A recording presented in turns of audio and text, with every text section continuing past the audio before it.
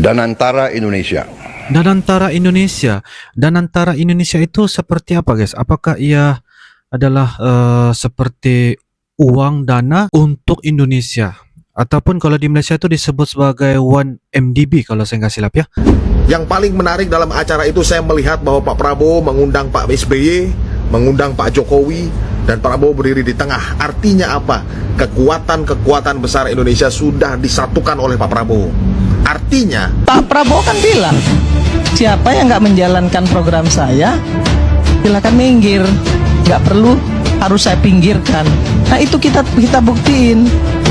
Guys, ini benaran di luar dugaan. Prabowo langsung ambil langkah yang bikin petinggi asing kelimpungan. Bukan cuma omong doang, tapi langsung eksekusi gerakan yang bikin negara lain was-was. Kenapa efeknya sampai segala ini? Apa yang dibongkarkan Pak Prabowo? Ini gak biasa, stay sampai habis. Yuk, kita simak video ini.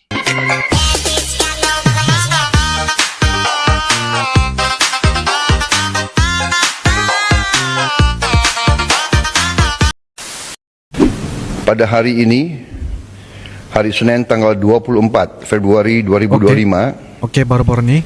saya Presiden Republik Indonesia menandatangani Undang-Undang Nomor 1 tahun 2025 tentang perubahan ketiga atas Undang-Undang Nomor 19 tahun 2003 tentang Badan Usaha Milik Negara dan Peraturan Pemerintah Nomor 10 tahun 2025 tentang organisasi dan tata kelola Badan Pengelola Investasi Daya Anagata Nusantara. Selanjutnya, saya juga menandatangani Keputusan Presiden Nomor 30 tahun 2025 tentang pengangkatan Dewan Pengawas dan Badan Pelaksana Badan Pengelola Investasi Daya Anagata Nusantara, Danantara Indonesia. Danantara Indonesia. Danantara Indonesia itu seperti apa, guys? Apakah ia adalah seperti uang dana untuk Indonesia? Ataupun kalau di Malaysia itu disebut sebagai 1MDB kalau saya nggak silap ya. Ini Danantara. Mungkin kalian bisa tuliskan pernyataan fakta yang tepat tentang Danantara Indonesia yang telah pun disebut oleh Pak Prabowo ini ya, guys. Oke.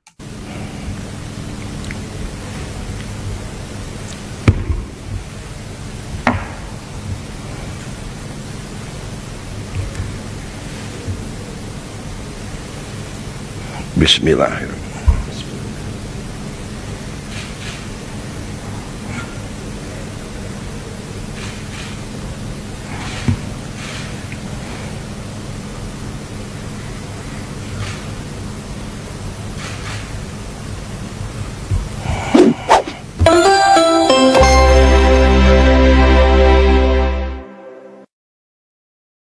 Oke.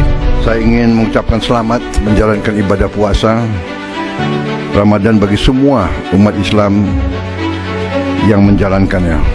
Juga mohon maaf lahir dan batin. Saya dalam beberapa pekan terakhir terus memantau perkembangan situasi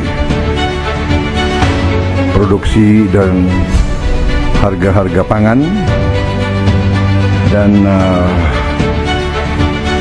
saya juga sudah menyampaikan instruksi kepada Menko Pangan, Menteri Perdagangan, Menteri Pertanian, semua menteri terkait untuk memastikan ketersediaan bahan pokok dan mencegah adanya kenaikan dan lonjakan harga yang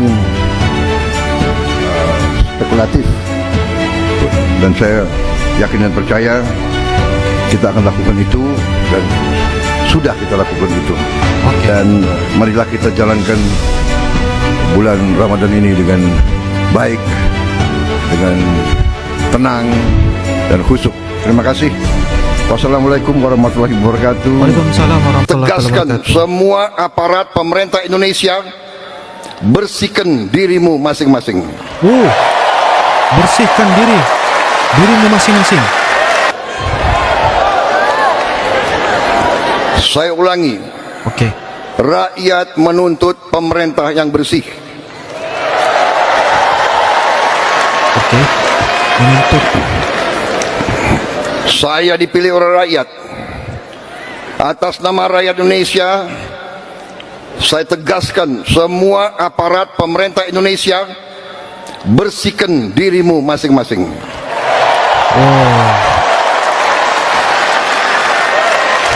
Pernyataan yang sangat tegas dari Pak Prabowo ya.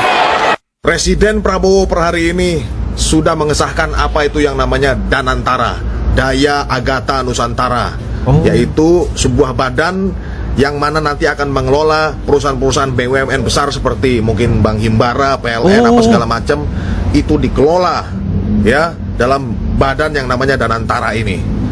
Dan itu langsung di bawah presiden. Nah, nanti dividennya, pembagiannya tidak lagi digunakan sebagai belanja negara, tapi digunakan untuk investasi. Ini luar biasa. Dan satu hal lagi yang paling menarik dalam acara itu, saya melihat bahwa Pak Prabowo mengundang Pak SBY, mengundang Pak Jokowi, dan Prabowo berdiri di tengah. Artinya apa? Kekuatan-kekuatan besar Indonesia sudah disatukan oleh Pak Prabowo. Artinya kita akan mengalami yang namanya stabilitas politik, keberhasilan ekonomi, dan mungkin kita akan menuju kejayaan besar Indonesia. Wah. Syaratnya kalau ekonomi mau bagus, ya politik harus stabil. Iya. Stabilitas politik baru stabilitas ekonomi. Nah, ini sudah dikerjakan oleh Pak Prabowo. Hormat Pak Prabowo, luar biasa. Kita mungkin akan benar-benar akan menuju yang namanya Indonesia emas. Luar biasa. Indonesia emas. Merdeka. Bahwa Prabowo ini kalau sesudah marah, itu dipanggil tuh yang dimarahi, dikasih duit. Oh, dikasih duit. Sehingga banyak teman-teman di Kopassus cerita ingin ditempeleng sama Prabowo karena nanti pasti dipanggil ke publik. Ini cerita serius ini. Ini serius, Pak. Serius. Apa yang cerita pada saya? Staf-staf Ditempeleng oleh Pak Prabowo, langsung dibagi uang, duit. Wih. saya, ajudan saya, Pak, dulu kan dari Kopassus, cerita dari mulut ke mulut tentang suka marahnya Prabowo, tapi baik hatinya itu juga. Nah, waktu gini, Pak, waktu saya jadi manajer kampanyenya Pak Prabowo. Nah, saya diberi satu helikopter untuk kemana-mana. Diberi satu helikopter untuk dipakai untuk dipakai kemana-mana, udah pakai oleh timnya karena saya ketua tim. Diberi pesawat juga. Nah, setiap saya ke daerah, itu ada orang menjemput saya dan berbisik, Pak, saya kasih sekolah. Padahal waktu itu dia sedang kesulitan. Bapak udah makan, Pak? Saya udah makan. Masih suka nasi goreng, Pak? Masih. Nasi goreng itu salah satu favorit saya itu. Tapi katanya makanan orang susah, Pak. Aslinya kan itu. Aslinya itu makanan bukan orang susah. Aslinya itu makanan orang hemat. Orang hemat. Orang kan orang hemat. Jadi aslinya itu kan makanan kemarin yang digoreng lagi. Oh, nasi goreng, tapi kalau nasinya kemarin lebih enak, Pak. Iya, pokoknya Karena nasi kering. kemarin. Betul. Nasi kemarin ini, nasi sisa, ya itu digoreng lagi. Karena dulu kan nasi goreng itu dikasih bawang merah, Yang murah-murah semua tuh. bawang merah, kasih cabai-cabai dikit, ya kan, kecap. Ya. Kemudian kerupuk aslinya itu kerupuk Diremak. diremak, Diremak. telur satu, didadar, Pecah 3. didadar. Didadar. Kalau perlu dadar kasih sedikit tepung biar kelihatan gede, baru dipotong panjang-panjang. Telur tipis itu. Taruh di atas, dimakan 6 orang. Jadi itu enak itu. Tapi memang enak. Masalahnya. Iya. Tapi emang enak, betul. Tapi itu tuh hemat itu. satu telur dimakan 6 orang. Iya benar. Benar. Dengan kecap. Jadi orang Indonesia tuh inovatif. Iya, betul. Tapi nasi goreng itu tidak hanya di Indonesia. Semua tuh ada nasi goreng. Tiongkok, Korea, Iya, tapi- Jepang, oh. Thailand, Vietnam. Semua ada Berarti nasi pernah goreng. susah semua tuh Pak ya. Iyalah. Tadi kan udah saya selingin tuh Pak ya, supaya Bapak adem dulu. Nah, kan tadi saya udah bilang kita nggak tahu nih presidennya siapa. Karena saya harus di tengah-tengah Pak. Iya, betul. benar. Tadi Ya, kan harus di tengah dong, Dad. Selalu harus di tengah kita, jangan terlalu ke kiri, jangan terlalu ke kanan, di tengah aja. kenapa diperjelas? Heran. Kenapa harus diperjelas? Netral saya Pak, netral. Saya ngundang semuanya Pak. Iya, benar. Undang semuanya. Benar. Masalah nggak datang ya bukan urusan Iya, saya. benar. Nah, kalau Bapak kan kebetulan datang. Iya. Caimin kebetulan datang. Yang lain Iya. saya WhatsAppin Pak satu-satu Pak. Iya. Memang nggak dibales. Iya. Tapi saya WhatsApp. Iya, iya. Sumpah saya WhatsApp. Ada buktinya saya WhatsApp itu satu. Nah, kalau Bapak jadi presiden. Tadi kan saya minta jabatan Menteri Peranan Wanita tidak diberikan. Tidak. Ya gue kan apa adanya sama lo. Ya, tapi basa-basi dulu kayak gitu. Kenapa? Tidak. Gue gak suka basa-basi, Dad. Wah, Tidak ya, Pak, ya? on Tidak. point ya Oke. terus. Apakah Derek. Bobi jadi pindah ke istana, Pak? Nah, itu. Insya Allah. Insya Allah. Berarti Kalau dia cocok. kalau itu pun kalau dia cocok. Ya. Berarti Bobi di atas saya, Pak. Enggak, lo juga boleh ke istana lo ya. Oh, mampir, Pak ya. Mampir. Mampir. Makan nasi goreng boleh. Oh, siap. Cile, kayak menang aja lo. Kayak udah menang aja lo. Pak Prabowo kan bilang, siapa yang nggak menjalankan program saya, silakan minggir, nggak perlu harus saya pinggirkan. Nah itu kita buktiin. Kita kasih kesempatan, belum 100 hari bos, belum 100 hari. Jangan buru-buru bilang mundur ke belakang, nggak bakal selesai. Ini cuman pencitraan. Aduh, coba deh punya hati sedikit lapang, sedikit lebar dada kita, ya, untuk bisa membuat bangsa ini, ya, ke depan itu maju, mencapai target yang Indonesia emas itu. Nggak gampang, nggak seperti membalikkan tangan, nggak bisa. 100 hari bisa nggak? Nggak bisa, Kak Bang Karni. Mana bisa ngelihat satu program bisa dilihat 100 hari. Ada program jangka panjang, ada program jangka pendek, ada program prioritas. Kan gitu.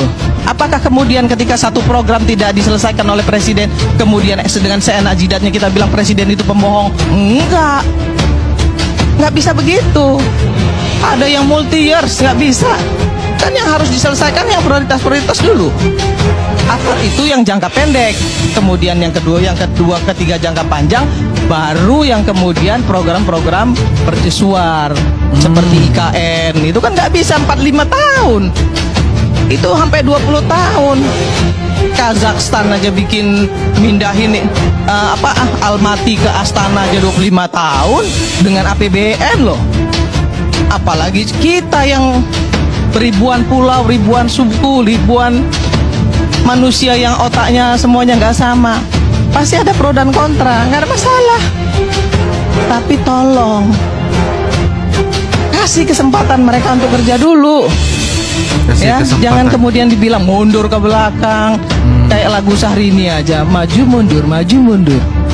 Ya, biarin mereka maju dulu. Kasih kesempatan, kita lihat nanti. Kalau memang nggak bagus, kita kritisi. Nggak usah dimaki-maki. Cukup kita kritisi aja. Ya benerin tuh omongan lu nggak bener. Ya, lu kemarin ngomong begini nih, tolong benerin, buktiin. Kenapa? Kalau lu nggak buktiin, 2029 nggak kita pilih lagi. Selesai urusan. Itu yang harus kita lakukan untuk bangsa ini agar kita tidak terpecah belah. Jangan menghadap-hadapkan rakyat dengan rakyat dan rakyat dengan pemerintah kalau Indonesia mau maju. Itu kata saya, Om Kak. Kamu tim makan nasi padang. Kamu tim makan nasi padang pakai tangan apa pakai sendok? Wah, Pak Prabowo guys makan pakai tangan kanan. Pakai tangan apa pakai sendok? Noh. Santai.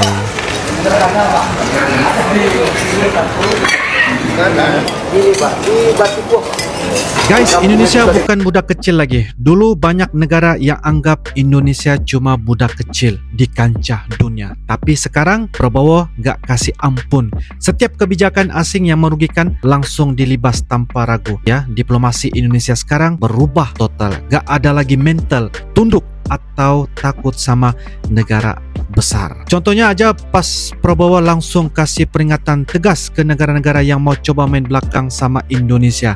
Biasanya mereka bisa semena-mena, tapi sekarang sekali Indonesia pasang badan, mereka langsung cut. Dunia kaget kok tiba-tiba Indonesia jadi sekarang ini ya di bawah pemerintahan Pak Prabowo. Ini bukan sekadar gertakan kosong. Prabowo beneran eksekusi kebijakan yang bikin negara asing harus berpikir 1000 kali. Kalau mau coba akalin Indonesia, gak ada lagi yang bisa ngeremehin atau ninjak-ninjak harga diri bangsa Indonesia. Indonesia nggak bisa dikontrol lagi. Selama ini ada negara yang udah nyaman banget main-main di Indonesia, ngatur-ngatur dari belakang seolah-olah Indonesia ini pion mereka. Tapi Prabowo langsung gaspol potong semua jalur yang bikin Indonesia dikendalikan pihak asing. Salah satu contohnya kebijakan di sektor pertahanan yang bikin negara besar panik. Prabowo tahu banget kalau Indonesia harus mandiri secara militer. Dia langsung eksekusi penguatan militer gila-gilaan.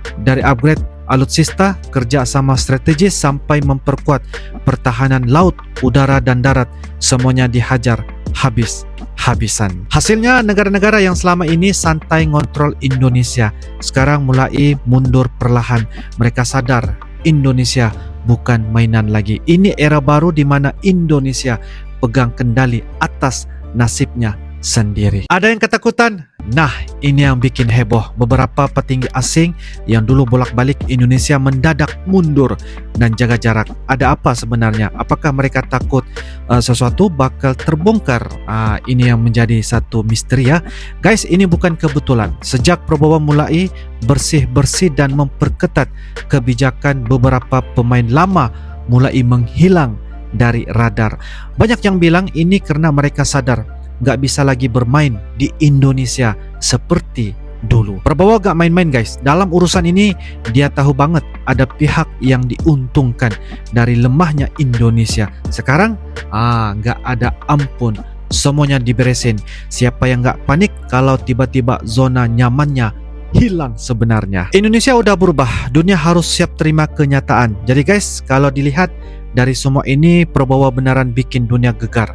Negara yang dulu santai, sekarang mulai ketakutan. Ya, Indonesia bukan lagi budak kecil, bukan negara yang bisa dikontrol seenaknya. Ini saatnya Indonesia berdiri tegak dari dunia. Harus siap-siap terima kenyataan itu. Kalau ada pendapat atau info tambahan, tulis saja di ruangan kolom komentar ya guys ya. InsyaAllah kita akan bisa ketemu lagi di video akan datang. Sampai jumpa lagi. I love you Indonesia, I love you Malaysia. Assalamualaikum warahmatullahi wabarakatuh. Dadah.